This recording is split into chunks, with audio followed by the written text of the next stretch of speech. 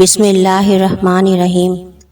رمضان المبارک میں افطار میں بنائی گئی چیزوں کو فرائی کرنے کے لیے جو تیل استعمال کیا جاتا ہے، اس تیل کو بار بار استعمال کرنا صحت کے لیے نقصان دہ ہے، کیونکہ وہ تیل گندا ہو چکا ہوتا ہے۔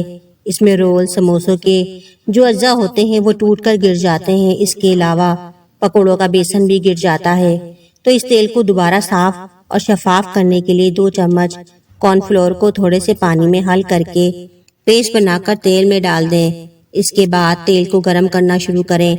آہستہ آہستہ تیل میں موجود تمام ذرات کارن فلور میں چپک جائیں گے اور تیل بالکل صاف، شفاف اور نئے جیسا ہو جائے گا۔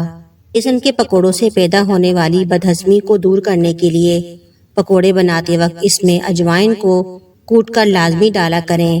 پکوڑے کھانے کے بعد آپ کو سینے کا بھاری پن اور بدہضمی محسوس نہیں ہوگی۔ سحری کے وقت چائے کا استعمال کرنے سے آپ کو دن بھر پیاس کی شدت محسوس ہوگی۔ جن لوگوں کی ٹانگوں میں بہت زیادہ درد رہتا ہے، ان کو چاہیے سحری میں روٹی کے ساتھ گرین ٹی کا استعمال کریں۔ یہ آپ کے لیے پین کلر کا کام کرے گی۔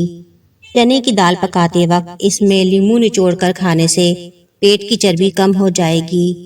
اگر سبزیاں اور پھلوں کی بو ختم کرنی ہے تو اس میں ایک لیموں کاٹ کر رکھ دیں یا پھر 1 عدد بجھا ہوا کوئلہ رکھ دیں۔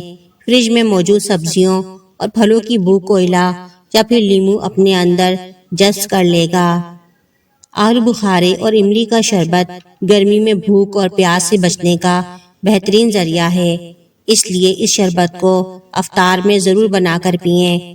اس شربت کے استعمال سے آپ کا معدہ بہت اچھے سے کام کرے گا اور آپ کی پانی کی کمی بھی پوری ہوگی۔ روزے میں منہ کی بدبو دور کرنے کے لیے سحری میں الائچی کے چند دانے کھا لیں۔ اس سے منہ سے بدبو بھی نہیں آئے گی اور پورے دن پیاس کی شدت بھی کم محسوس ہوگی۔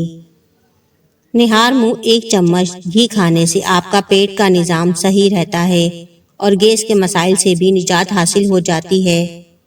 آج کل کیلے بہت زیادہ مہنگے ہو گئے ہیں اور بہت زیادہ جلدی خراب بھی ہو جاتے ہیں، اس لیے کیلوں کو بہت زیادہ دنوں تک تر و تازہ رکھنے کے لیے اس کے اوپری حصے پر تھیلی یا پھر الومینیم فائل لپیٹ دیں۔ کیلے جلدی خراب نہیں ہوں گے اور کافی دنوں تک تر و تازہ رہیں گے۔